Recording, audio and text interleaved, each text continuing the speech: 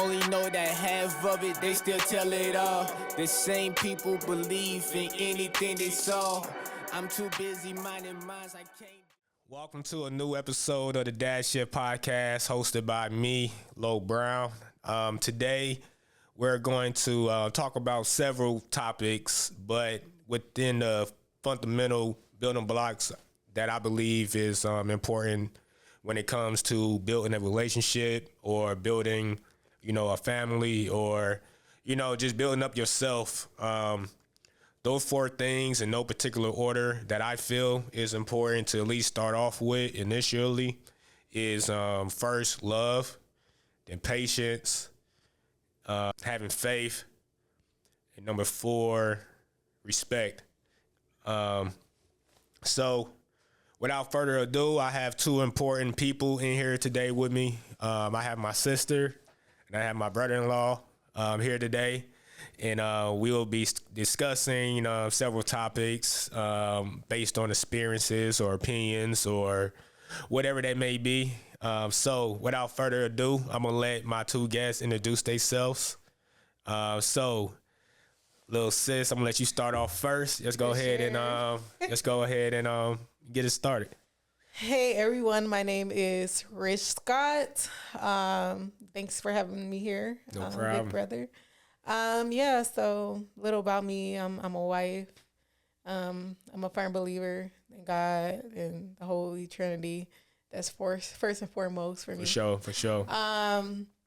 Master licensed social worker. I work as a therapist, and I'm doing some research right now in my doctoral school.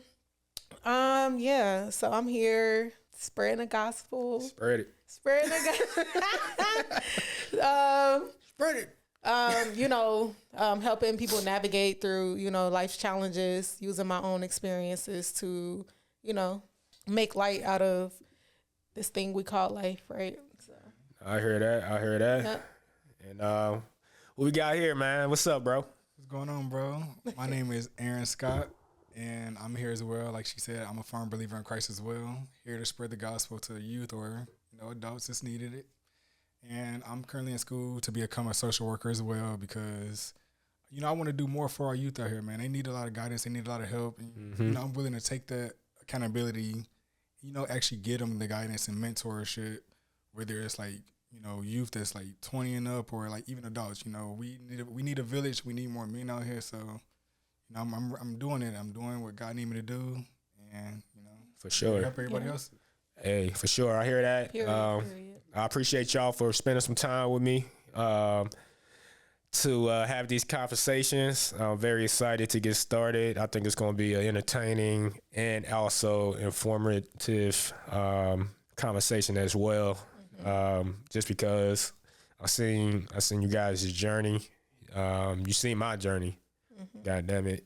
So I feel like it's only right to get a little more real on this podcast. And like I said, this podcast is for everyone. It's not just dads. The dad shift again is just where I'm at in life, and that's why I titled it the dad shift, because I'm a dad now, and I'm shifting through these different cycles or these different situations or whatever you want to call it.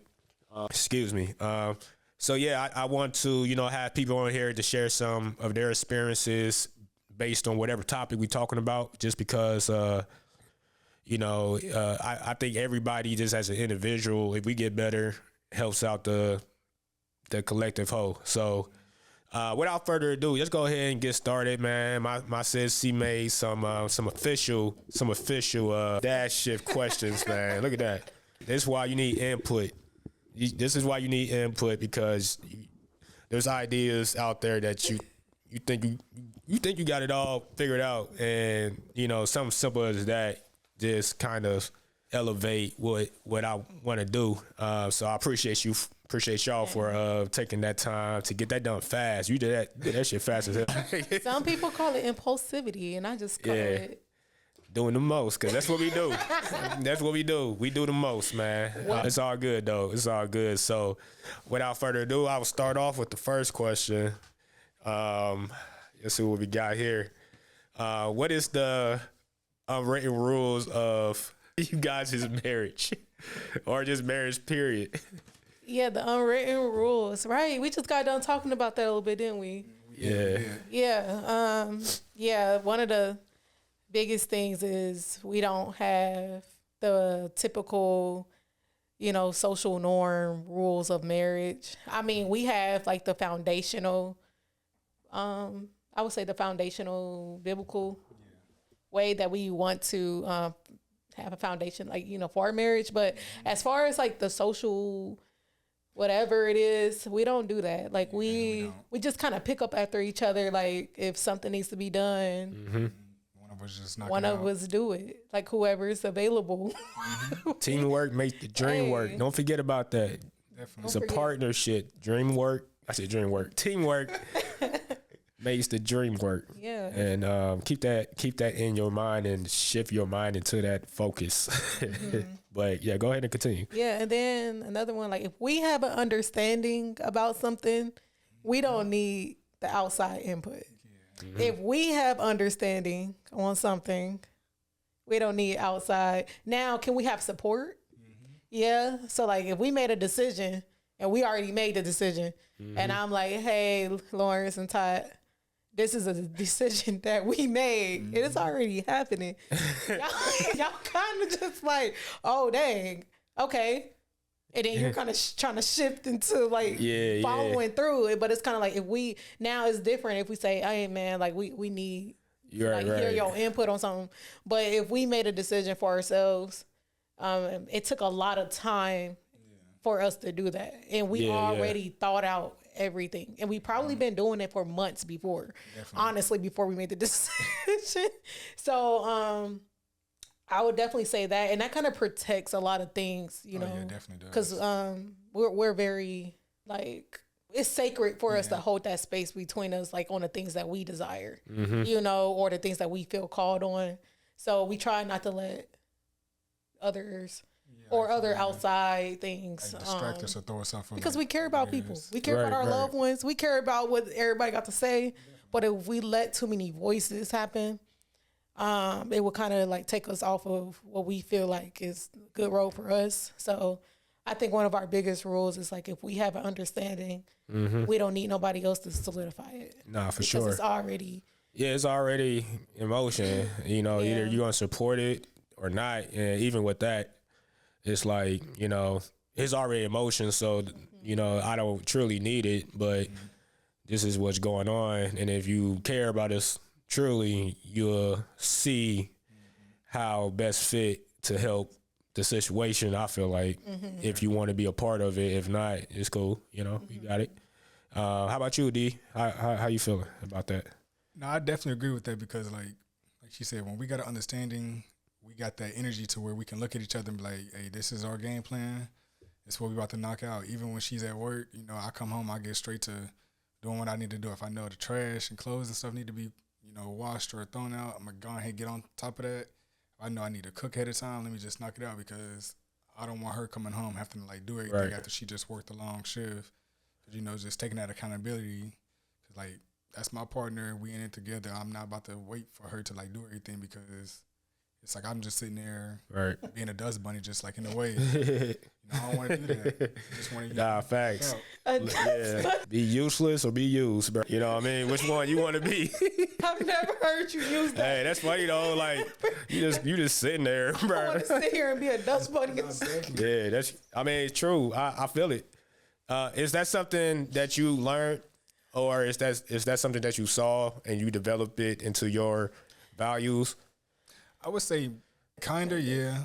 Cause like I grew up to where it's like, as the man you gotta be able to take accountability and knock out certain things to help your partner out because like I said again, y'all a team. You can't wait for your partner to do everything because whoever your partner is, they can teach you something, but you can also teach them something. But it's like if you just waiting there, you're not really getting nothing from it or gaining no skill, and it's like what about that? Hey, it's this meme out there where like it's like some type of Muppet and she made this face and the caption was when somebody's waiting to the other person get done talking so they can say what they want to say. No, like it adds on to what you were about to say. Hey, that's funny. No, go ahead. Because so then you can take that and you run with it because like you learned me though. Yeah, I definitely did. Like he because in the beginning, remember we used to have like little things because he would do things that he saw like with his mom. Like so the things that his mom, like she rather, you know, if she don't feel good,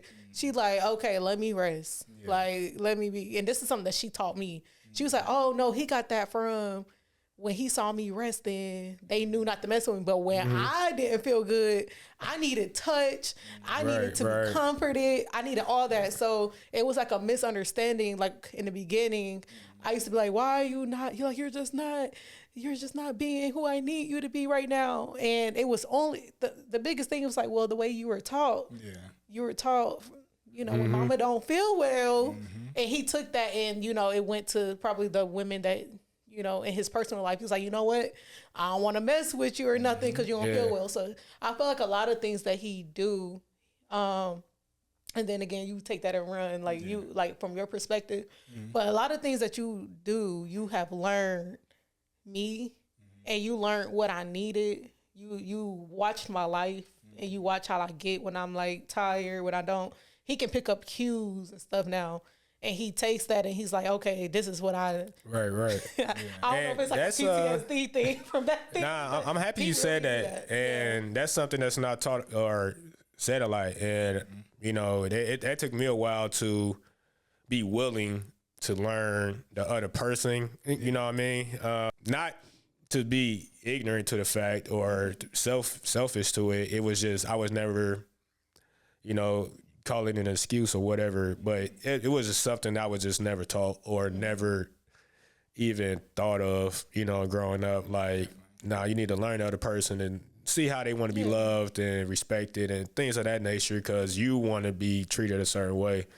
But to end this topic, I would say one more. That's a great I would say rule, a written rule that you just said. Like but learn. Yeah, be willing to learn your person. Definitely. And, you know, I think that's one of the most important things, like to even, to consider. But another thing, I would say another rule would be like, you know, when we are out socially, that we are always a team and be on the same wavelength as possible. And we ain't downplaying each other in front of company, or we ain't trying to make fun of the other person, because it is easy to make fun of somebody that you know. I know, but I think it's different depending on what setting you are in. Like if it's me and Ty and y'all two, like we all joke, you know what I mean? But if we are like amongst like some other peers that we are not around like that,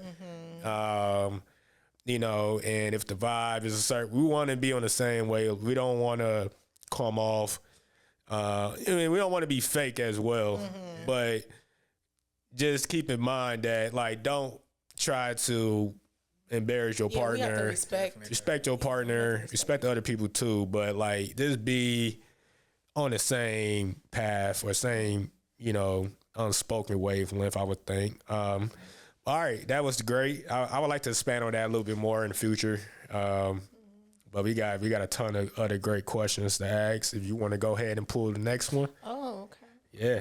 Or did I read? No, I read that one. Yeah, go ahead and do that one. Yeah. All right. Let's see. Okay. What kind of parents do we want to be becoming? Like, what kind of parent do you want to become? I'll start off real quick, and I'll let y'all talk because you guys are in a shifting mode or a process. But real quick with me, this is something I ask myself like constantly. Even, you know, me and Todd have conversations about this. Like, what type of parents do we want to be or hope to become, and what outcome that we will hope to have, like, in the future with our kids. And, you know, we always want balance. We want to be the person who, you know, try to instill whatever values and rules to our kids, but also want to be the person that our kids can come to without, you know, fear or fear of judgment or just having fear of even talking about, you know, whatever that may be emotionally or things of that nature. So like that's something that, you know, I've been thinking about. Like I want to be that parent where I want my kid to come to me first, you know, and I know that there's other opinions out there, other information out there. There's a lot of people out there, and I can't control everybody that my kids will eventually run into. But when it comes to these decisions in life, just based on my life and based on lives that I've seen and decisions that were made from other people and myself, like I want my kid to come to me first. I want him or her to be comfortable coming to me and asking whatever question it may be, and in hopes they, you know, and respect whatever I say to them, and you know, and whatever I say to them, I hope they really take it into consideration and make the best possible decision for themselves. Like I don't want to make all the decisions for my kids when they get to that point of when it's time to, you know, it's time for them to learn what it means to make decisions and also experience the after effect after making that decision, whether it's good or bad. You know what I mean? Like I don't want to just control their life to the point where they get older and not able to make decisions on by themselves because they're scared of whatever outcome may be. I want to like kind of instill that in them, but in a confident way, but not in a fearful way where they feel like, you know, I'm hounding them or something like that. Like I want to like, hey, come to them personally. Like they people too. They your kids. You know, I don't believe that you can just talk to your kids any type of way because they're your kids. You know, they people as well. They deserve respect as well. You know, you brought them into this life and they wondering like what's next. And like they need you. You're their first point of contact. Should be, you know. I feel like so. I think it's very important that I, you know, find that balance where that respect is there and also there's a healthy relationship where like, you want to call it a friendship relationship. Like, no, we're not friends, but if our relationships share that vibes of friends, like I would love that. I want my kids to come through whenever they want, you know, and or I don't want them to feel like coming home is a stress factor, or like I don't want them to not feel like they're not able to come home because of what might be said or how they might feel being in that environment. And I've seen examples of both, you know, of the kids and parent relationship. And I just strive to make it as balanced as possible and, you know, hope for the best. So that's my 2 cents. How y'all feel about that? For sure. Okay. Cause you be bouncing off of me. Okay. So, I believe I started thinking about parenthood again before becoming a parent. I'm like, okay, because I have my experiences with my mom and dad, I'm like, okay, who do I need to become for my kids to be the best version that I can be? Right. Like, even though, man, I feel like, I wanted kids my whole life, you know what I mean? But each year that went by, I was so happy that I did not have that kid that year because I really, like, the things I have learned over the years up until this point, I'm like, man, like, if I never gathered that information, like, I don't think I will be the mom who I am going to become. But yeah, I mean, although we want like biological children, we are also called to foster, to adopt. I mean, it may be no surprise because of the work that I do. I work with children and families, and I've seen things, and I firmly do believe too that kids deserve respect. And as you noted many times in our personal lives, that kids deserve a good life. Kids, they deserve a fulfilling life because they were born into something that wasn't, wasn't good for them, I would say. They deserve to have a healthy life and develop as a child should into Yeah. the person they should become. So we have room in our hearts and we have room in our home. So Hey, we're why definitely not? going to And big respect to y'all for Yeah. going through this journey because, you know, I think both of our families were foster or adoption is heavy in our family. And when we were kids and hanging out with our adopted cousins or foster cousins or however you want to call that, I mean, it just, we looked at them no different than just, you know. them cousins. That's my family. Yeah. So, I love y'all for doing that. And like, I can't wait until, you know, We get our first. I get y'all first one. Our first kiddo. But like even thinking about that, like becoming that parent, really, and you talked about friendship, and you talked about like I just look at it all as relationship. Yeah. Because the kid has to learn how to be a friend. They have to know what friendship look like. Yeah. They have to know what other relationships look like marriage. They need to know what like brother and sisterhood look like. Because even if they don't have biological brothers and sisters, you also do get to create a family of your own. So your best friends become your brother and sister. Like all the things, I do believe that you are the first contact. They do look at you for everything. Like you are their navigation system. It's like, and you have the choice to show them what healthy looks like or what dysfunction looks like. Yeah. And I know for a fact we know what dysfunction look like, and I know for a fact you know what dysfunction look like. And I'm like, this is not what I want them to see. So yeah, for sure. Definitely the type of parents I want to be. Like, I definitely want to have discipline. Like we're going to be disciplined. If your child is not disciplined, you are setting your child up for not the best life. You know what I mean? You're not, because we know what this world has. We know the dangers of it. Our kids need to be disciplined. Does that mean beating the kid though? No, I'm personally not gonna like. Okay, we say beat.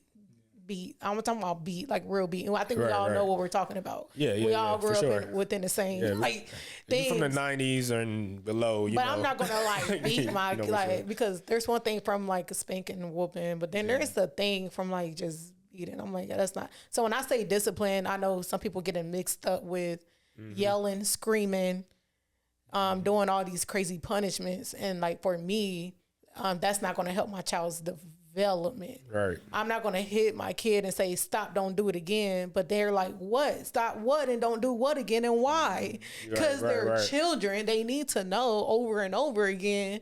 Why not? Just like how, just like adults, they got to be told a billion times to do something. Definitely. A little kid's brain, I mean, yes, they like, oh, they're smart. Yes, they're probably smart, but they do have a little brain and they do have little connections in the brain that's not fully there. So like me just understanding child's development, understanding their bloodline, understanding all the things that like goes and you know where they come from.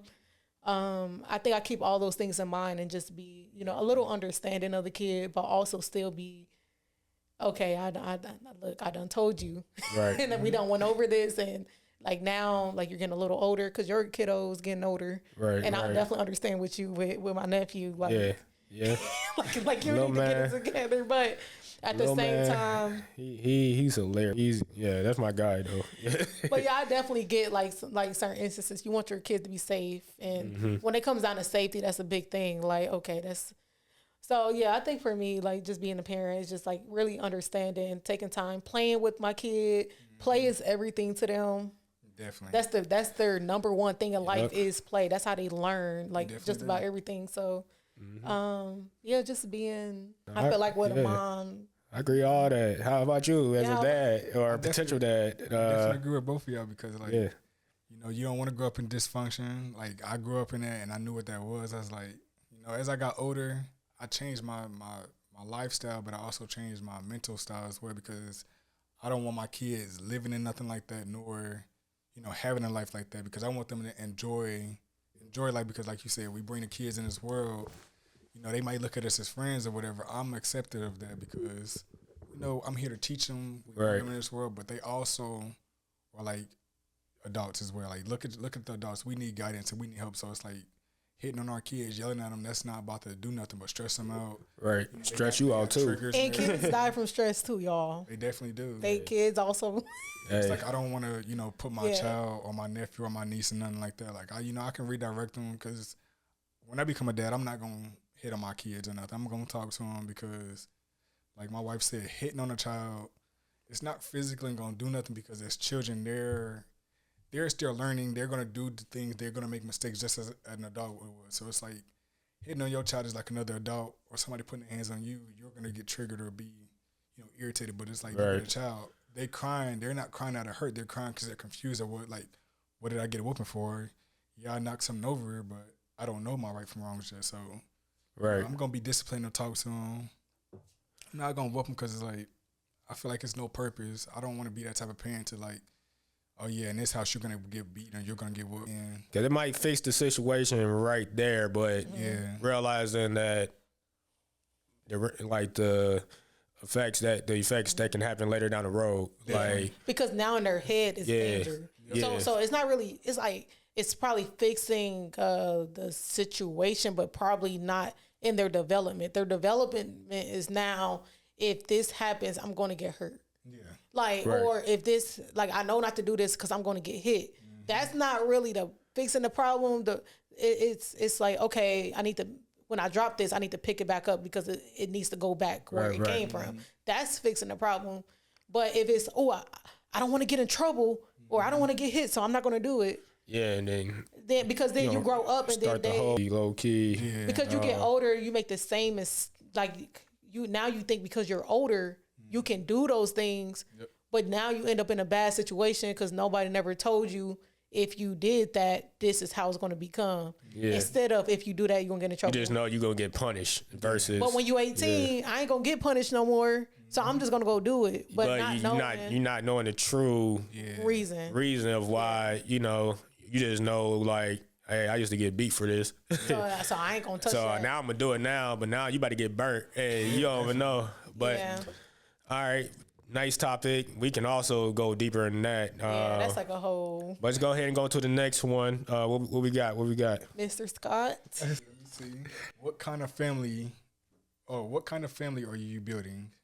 Oh, it's kind of. Well, yeah, we kind of like touched on that. But yeah, if we want to just spend a couple minutes real quick, just give a few words or something. Value. Yeah, just again, like I want to build a family based on respect, love, faith, and what was the other one? Patience. And those are my 4 pillars of the foundation. They will grow from there and add everything else.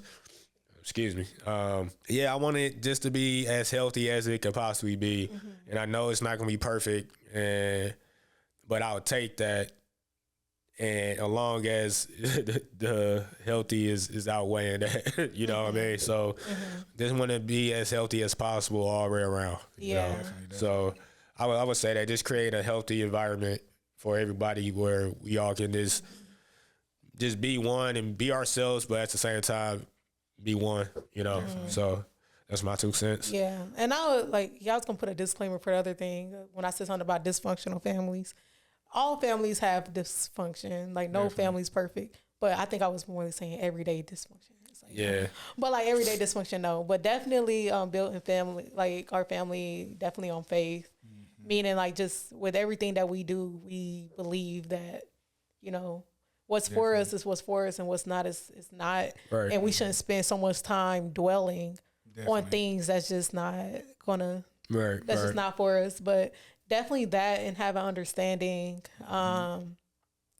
being together, always having connections. I think we've been doing good with that as a family as a whole. For us, we always have events, or we always trying to find a reason to do something together. And I love that though. That's been my biggest. I think I said it in my first podcast. That's been my life now for the rest of my life is spend as much time as I can. With my family and my close friends or whatever. So doing those little things, just having an excuse to get together. So and then and the last thing, just choosing joy. And joy is not like, oh, I'm just happy every day. It's like, even though we're on our last dime, I'm still happy I got this roof over my head with you. We gonna eat this little meal. We gonna whatever, and we just gonna have a good time. Like, so I think that's definitely, just a life worth living. And then I like, add my 2 cents. I want to do it off of patience and encouragement as well, because I want to teach them, like, you know, patience is the key to everything. Never rush nothing. If you know it's not for you, don't rush into it, because the outcome of you rushing something can probably be twice as bad. But, you know, let's just be patient. Let's take time and wait for those blessings to come through. And then encouragement. If you got an idea, I'm all for it. I love new ideas. I love when people teach me things. So, you know, I want to help out friends, family. Let's encourage each other to keep going and hit them pillars to be successful, whether it's, you know, making an event, making something, or a game plan. Like, hey, let's do it. Like, my kids got an idea. You know, I'm going to encourage my kids because I want to see them be happy of what they build, even if it's like a little Lego set. I'm going to encourage you and give you all the good feedback, because that might, to a kid, that might be the best thing in the world. But it's like, if you shoot them down, you know, just shooting down the blessings, because you don't know what they're going to become in life. So I want to, you know, become that parent that's like encouraging friends or family to keep doing better, whether it's like, oh, I'm not hitting this many people. Hey, bro, we going to keep doing it. What we got to do? Or sis, what we got to do? I'm here for it. Right. I hear that. So, like I said, we touched on that. Thank y'all for listening to another episode of the Dad Shift Podcast. For more content, just follow us on YouTube at the Dad Shift Podcast, or follow me on Instagram or TikTok at OneLowBrown. Till then, see y'all soon. But accepting love, moving in silence, but you can hear the buzz. Had some pushback, but not a major shove. I stayed mentally.